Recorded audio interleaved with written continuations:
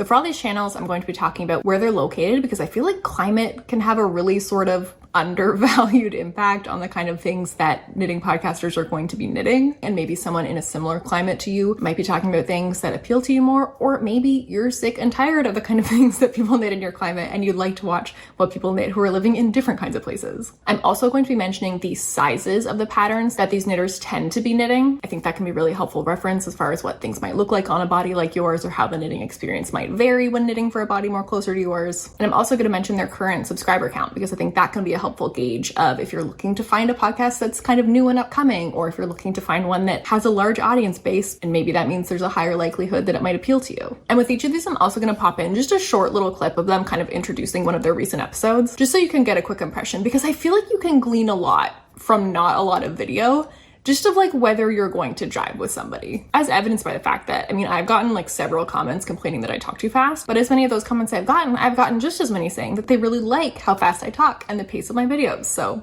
here we are, to each their own. Was that too fast for you? Don't worry.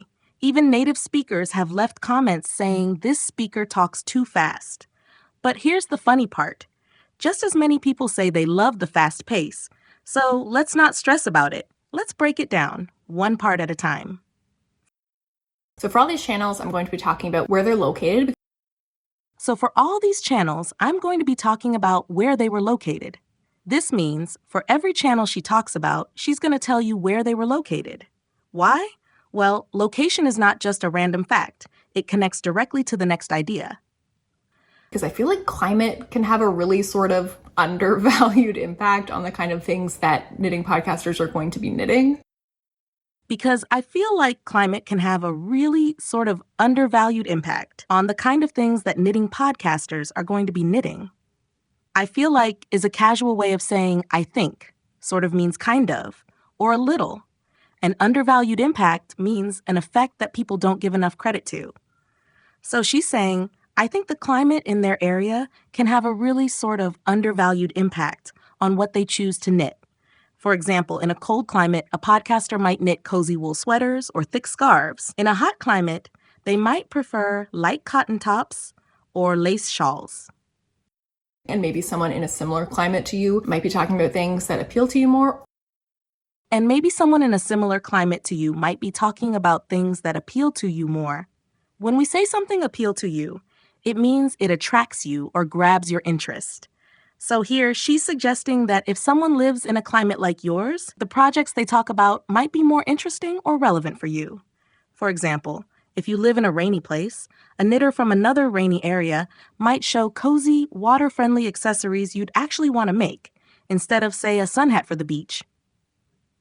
Or maybe you're sick and tired of the kind of things that people knit in your climate and you'd like to watch what people knit who are living in different kinds of places.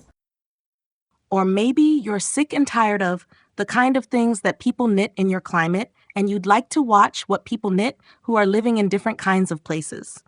The phrase sick and tired of means you're completely fed up with something. You've had enough of it. And like to here simply means you want to. So she's saying, maybe you're just done with the same old knitting projects people make in your area, and you want to explore what knitters are making in different kinds of places. It's like getting tired of eating the same meal every week. Sometimes you just want to see a whole new menu. I'm also going to be mentioning the sizes of the patterns that these knitters tend to be knitting. I'm also going to be mentioning the sizes of the patterns that these knitters tend to be knitting. When she says sizes of the patterns, she's talking about the body sizes the knitting designs are made for, like small, medium, or large. Why is that useful? Well, if the pattern is made for a body size close to yours, it's easier to imagine how it will actually look on you. It's like online shopping. The closer the model's size is to yours, the better you can picture the fit. I think that can be really helpful reference as far as what things might look like on a body like yours or how the knitting experience might vary when knitting for a body more closer to yours. I think that can be really helpful. Reference as far as what things might look like on a body like yours, or how the knitting experience might vary when knitting for a body more closer to yours. Here, she's explaining why mentioning the sizes of the patterns matters. A reference is something that helps you compare or understand something better. Basically, a helpful example or guide. And as far as means when it comes to or in terms of. So she's saying it can be a really helpful reference as far as imagining what the finished knitting project might look like, not on a model or a mannequin, but on a real person with a body like yours. That's thoughtful and inclusive. She also adds another angle. The knitting process itself might vary depending on the body the pattern is made for. Vary means to be different or to change. For example, you might need more shaping, more stitches, or completely different techniques. In other words, she's encouraging you to think about not just the final result, but also the experience of making it. Kind of like enjoying the cooking process, not just the meal. And I'm also going to mention their current subscriber count because I think that can be a helpful gauge of if you're looking to find a podcast that's kind of new and upcoming, or if you're looking to find one that has a large audience base, and maybe that means there's a higher likelihood that it might appeal to you. And I'm also going to mention their subscriber count because I think that can be a helpful gauge if you're looking to find a podcast that's kind of new and upcoming, or if you're looking to find one that has a large audience base, and maybe that means there's a higher likelihood that it might appeal to you. Now she shifts to another detail, the subscriber count, the number of people following each knitting channel. Why mention that? Well, it can be a helpful gauge. Here, gauge means a way to measure or judge something. If the subscriber count is low, the channel might be new and still growing. If it's high, it probably has a large audience base, meaning a lot of people already enjoy it. And that leads to her last point. More subscribers could mean a higher likelihood, a greater chance, that the content will appeal to you too. Of course, that's not a rule.